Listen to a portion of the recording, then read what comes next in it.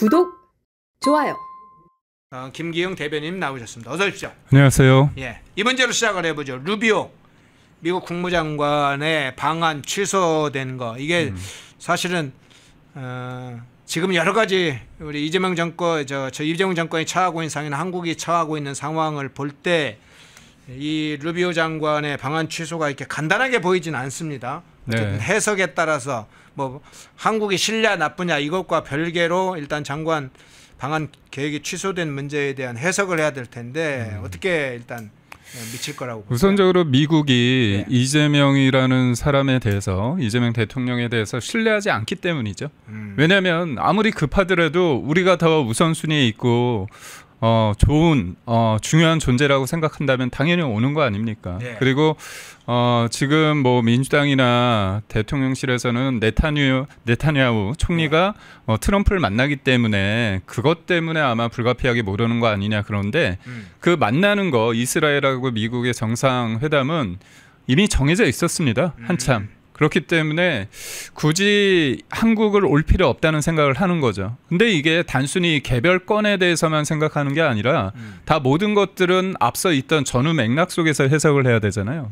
근데 최근에 2, 3일 전에 중국이 이재명 대통령을 전승절 열병식에 초대한다, 그런 얘기가 좀 나왔습니다. 네. 근데 이것에 대해서 대통령실에서 소통 중이다, 이런 얘기를 했어요. 그랬죠. 근데 이거에 대해서 갈 수 있는지 없는지에 대해서 명확한 입장을 내줘야 됩니다. 왜냐, 이재명이라는 사람에 대해서 미국 조야에서 끊임없이 의심하고 있잖아요. 뭐 전화 통화한다고 해서 그게 될 겁니다. 그리고 미국이 볼 때 이재명 대통령이 됐기 때문에 대한민국 국민과 대한민국이라는 어떤 자유민주주의 체제와 시장 경제를 토대로 하는 대한민국은 인정은 하지만 선거를 통해서 대통령은 됐지만 미심쩍은 부분, 뭔가 의구심을 거두지 않잖아요. 그래서 백악관에서 진짜 이례적으로 이재명이라는 사람이 대통령이 됐을 때 입장이 뭐였습니까?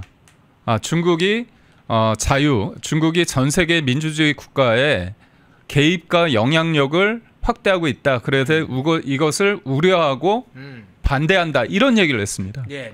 그러니까 한국의 대통령이 돼서 당선인이 돼서 축하를 해줘야 되는데 중국이 개입하고 영향력을 행사하고 뭐 그런 얘기를 했단 말이죠. 네. 그러니까 결국은 지금 이재명 정부가 친중 정권이란 거는 사실상 그때 확실하게 규정을 한 거잖아요. 그러고 나서 G7 때 가서 G7에서 그때 일본 총리는 트럼프 대통령을 만났습니다. 근데 그때 일본 총리를 만난 다음에 트럼프는 또 이스라엘하고 그때 이란 관계 때문에 또 미국으로 돌아갔어요. 그때도 못 만났습니다. 그래서 1년의 상황을 봤을 때 단순히 루비오 국무장관이 못 오는 게 뭐 일정상의 문제가 아니라 그만큼 루비오 장관의 머릿속이나 트럼프 대통령의 머릿속에 이재명이라는 사람이 우선적으로 만나야 될 존재다, 그렇게 생각을 못하는 겁니다. 그게 우리가 한 사람을 잘못 뽑았기 때문에 대한민국이 미국에서 굉장히 그 우선순위에서 밀렸다는 거죠. 그러니까 제가 23년도에 한미동맹 70주년을 맞아서 윤석열 당시 대통령이 미국을 워싱턴을 방문했을 때 그때 우리 국민들이 다 보지 않았습니까? 상하원 의원들이 다 기립박수를 치고 그다음에 만찬에서 그때 윤석열 대통령이 팝송을 불렀잖아요. 그때 놀라지 않았습니다. 놀라지 않았습니까? 이게 뭐 팝송을 잘했다, 노래를 잘했다, 그게 아니라 미국 입장에서는 그런 거예요. 1950년대에 어디에 있는지도 모르는 나라에 미국의 젊은 군인들이 가서 피를 흘리고 사망하지 않았습니까? 그런 나라가 우리가 자유민주주의 가치를 지키기 위해서 그렇게 군대를 보내서 했는데 그런 자유민주주의 가치와 시장경제를 얘기할 수 있는 든든한 파트너로서 대등한 관계가 있는 겁니다. 그런 관점에서 자꾸 민주당은 계엄을 했기 때문에 뭐 문제다, 그렇게 얘기했지만 계엄을 한 윤석열 대통령에 대해서, 그리고 그 이후에 국민의힘에 대해서 미국이 그렇게 부정적으로 본 게 아니거든요. 도리어 대통령이 된 이재명에 대해서 이런 생각을 하고 있다는 게 굉장히 우리가 볼 때는 아픈 부분이다, 이렇게 볼 수밖에 없고, 하나 제가 좀 더 말씀을 드리자면 미국은 중국을 견제하고 봉쇄하는 게 제일 중요한 거잖아요. 그런데 전승절에 갈 수 있다는 쪽으로 물론 최종 결론은 안 나왔지만 단호한 대처를 못하고 있다는 건 결국 그만큼 중국에 대해서 뭔가 배려를 하고 있거나 중국에 대한 마음이 있다는 거잖아요. 그런 측면에서 봤을 때 미국이 불편할 수밖에 없다. 그런 생각을 해봅니다. 예, 그 부분 뒤에 가서 한번 좀 여쭤볼게요. 자, 그러면 우선적으로 이번에 이제 루비오 장관이 오면 한미 정상회담과 관련해서 기본 의제나 일정이 조율될지 이게 이제 관심사였어요. 네. 여기다가 관세 관련된 부분도 물론 주무 장관은 아닙니다만은 관세와 관련해서도 우리 정부의 입장을 국무장관을 통해서 미국 정부의 뭐 트럼프 대통령이든 아니면 사실상 그걸 주무로 맡고 있는 장관이나 관계자들한테 전달하는 중요한 이제 통로가 될 것이다 이렇게 생각을 했잖아요. 네. 지금 그런데 지금 앞서 이야기를 루비오 장관이 방안을 계획을 취소한 정도면 이스라엘 이제 네타냐후 총리가 방미를 하는 것에 대한 문제는 어느 정도 예정돼 있었다면 한국의 이재명 정권에 대한 트럼프 대통령이 그렇게 급히 만날 이유도 중요하게 이렇게 지금 보고 있지 않다는 것의 의미를 굉장히 강조를 해주셨는데 지금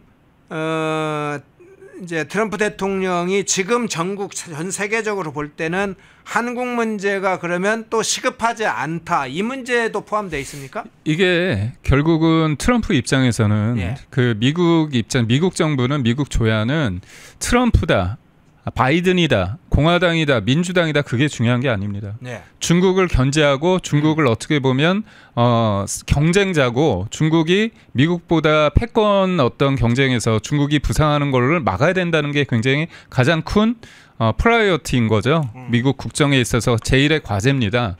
그런데 윤석열 전 대통령 같은 경우는 당시에 네. 국익을 위해서 가치동맹이라는 걸 했습니다. 가치동맹이 뭐냐?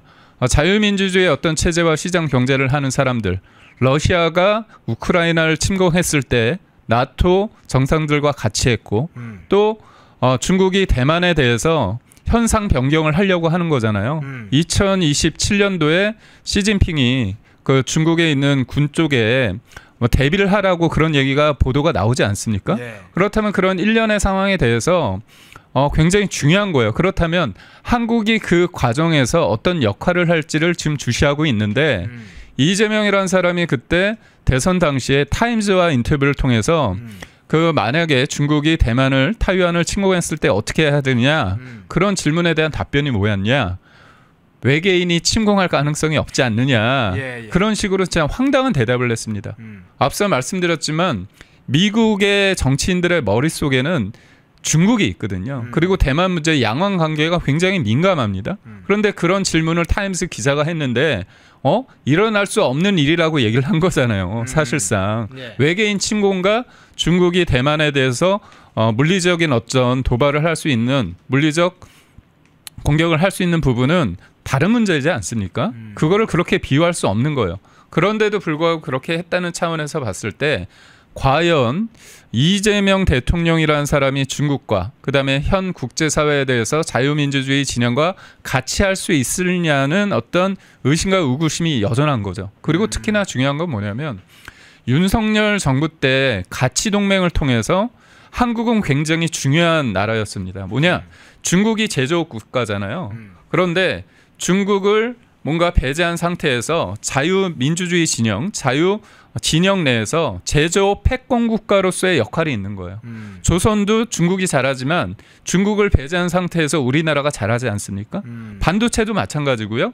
그다음에 원전도 마찬가지고. 그러니까 중국이 간 나라를 미국은 우리나라와 일본과 그다음에 나토 정상들 여러 자유민주주의 진영과 중국을 견제하기 위해서 같이 하는 그런 그 내에서 자유진영 내에서의 한국이란 것은 굉장히 독보적인 기술을 가지고 있는 나라입니다. 제조업 패권 국가로서. 그런데 그런 것들에 대해서 뭔가 신뢰를 잃어버리고 있다는 측면에서 이거는 정치적인 부분과 경제적인 측면까지 다 우리가 굉장히 중요한 레버리지를 잃고 있다. 이렇게 볼 수밖에 없습니다. 미국이 이제 국제 전략 차원에서 보면 중국 문제 여기에 플러스 대만의 어떤 중국의 군사적 침략 문제, 이 문제를 가장 지금 우선순위로 보고 있는 보여요. 그리고 이제 중동, 이스라엘과 중동 문제가 국제 전략에서 중심 전략으로 보이는데, 지금 말씀하시는 이제 미중 문제, 대만 문제를 1순위로 지금 두고 있다면, 최근에 지금 이재명 정권이 특히나 대통령실에서 중국 정부가 전승절에 이 대통령을 초청했다, 이것을 상당히 공개적으로 알리고 상당한 부분 우리가 협의를 하고 있다, 막 일종의 띄우기를 막 했지 않습니까? 네. 띄우는 것이 오히려 르비오 장관이나 미국이 볼 때는 지금 르비오 국무장관이 방한을 앞두고 있는데, 중국의 전승절에 가는 문제를 한국이 저 문제를 왜 띄워? 이 문제도 사단이 심리적으로 여러 가지 정치적 영향을 미쳤을 것 같아요. 그건 어떻게 보세요? 그러니까 기본적으로 믿을 수 있는 사람인가에 대해서 의구심이 있는데 이게 일부 보도가 나왔다고 해서 그거를 사실상 인정하면서 어제도 관련된 질문이 나오지 않았습니까? 그래서 그런 거에 대해서 공공연하게 얘기하는 게 저는 모르겠습니다. 그러니까 진보 정권에서 항상 얘기하는 게 뭐 동북아 균형자론, 등거리 외교, 그다음 균형 외교, 한반도 운전자론, 이런 얘기를 하잖아요. 근데 저도 이제 전문가분들 얘기를 들어보면 우리나라 정부가, 진보 정부가 항상 뭐 등거리 균형, 그다음에 한반도 균형자론, 한반도 운전자, 동북아 균형자론, 이런 얘기를 하면 자유민주주의 진영은 어떻게 얘기하냐면, 아, 너희들은 우리랑 같이 안 가는 거구나, 북중러랑 가겠다는 얘기구나, 그런 생각을 한다는 거예요. 그래서 우리가 그냥 균형, 뭐 등거리, 뭐 우리가 자주적, 이런 얘기라는 게 굉장히 어떻게 보면 듣기에는 그럴싸하잖아요. 네. 그런 현실에 대한 냉정한 인식이 없다는 겁니다. 지금 이스라엘과 이란과의 상황을 보십시오. 그 다음에 미국이 어떤 상황인지를 보여주고 있는 거잖아요. 힘의 논리가 있는 겁니다. 그렇다면 단순하게 힘의 논리뿐만이 아니라 우리가 그 힘의 논리에 그냥 기대는 게 아니라 자유민주주의라는 가치와 같이 있을 때 그게 지속 가능한 거거든요. 그러니까 우리가 단순히 러시아가 우크라이나를 침공했을 때 이재명이라는 사람이 그때 2022년도 그 당시 대선 때 뭐라고 얘기했냐면, 코미디언이 굉장히 상황을 잘 몰라서 러시아가 뭐 침공을 했다, 전쟁을 일으켰다, 그런 식으로 어떻게 보면 우크라이나 젤렌스키 대통령이 코미디를 현실 파악을 못해서 그런 식으로 폄하를 한 겁니다. 근데 러시아가 우크라이나를 공격했던 이유는 굉장히 그 유럽 사회, 나토 정상들한테는, 나토 그 국가들한테는 엄청난 위협이지 않습니까? 그리고 이게 또 중국이 대만을 침공한다는 게 그게 뭐냐면 2027년 대만을 공격할 가능성이 적지 않다고 많은 외신들이, 전문가들이 얘기하는데, 지난달 영국 파이낸셜 타임즈는 시진핑 중국 국가주석이 2027년까지 대만을 공격할 역량을 갖추라는 지시를 2019년 인민해방군에 내렸다고 그런 보도를 했거든요. 그래서 이게 단순히 이게 그럴 가능성이 있다는 게 아니라 인민해방군에 언제든지 공격할 수 있는 그런 것들을 하라는 거지 않습니까?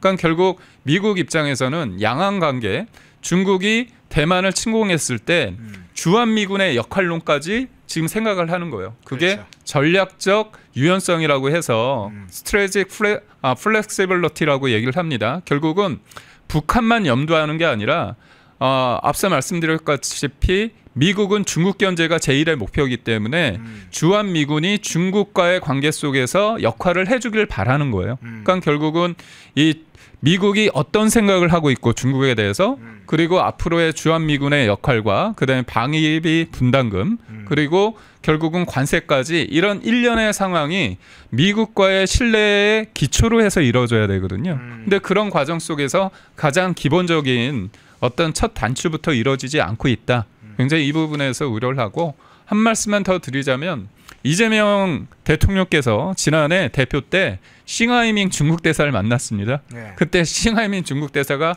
이렇게 페이퍼를 쫙 읽으면서 뭐라고 얘기했냐면, 중국이 패배할 것이라는 것에 베팅하면 오산이다, 오판이다, 이런 얘기를 했습니다. 네. 자, 르비오 장관 문제 먼저 좀 다뤄봤고요. 펜앤마이크와 광동이 함께 준비한 광동 루테인 밀크시슬, 혈행 개선, 노화로 인한 눈 건강, 간 건강.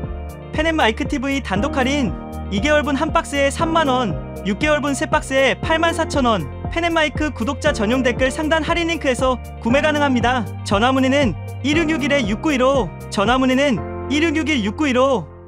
펜앤마이크와 광동이 함께 준비한 광동 면역보감 데일리 스틱 2024년 건강기능식품 대상 높은 흡수율, 휴대와 섭취가 간편한 스틱형 펜앤마이크 TV 단독 할인 1개월분 한 박스에 33,000원, 3개월분 세 박스에 90,000원. 펜앤마이크 구독자 전용 댓글 상단 할인 링크에서 구매 가능합니다. 전화 문의는 2661-6915, 전화 문의는 2661-6915.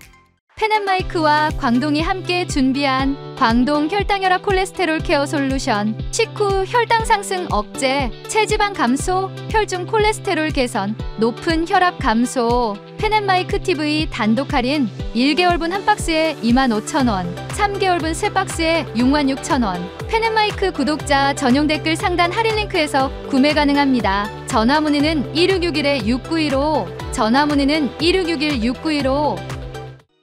펜앤마이크에서 추천하는 영상도 보고 가세요. 다른 영상도 즐기시려면 구독 버튼을 꼭 눌러주세요.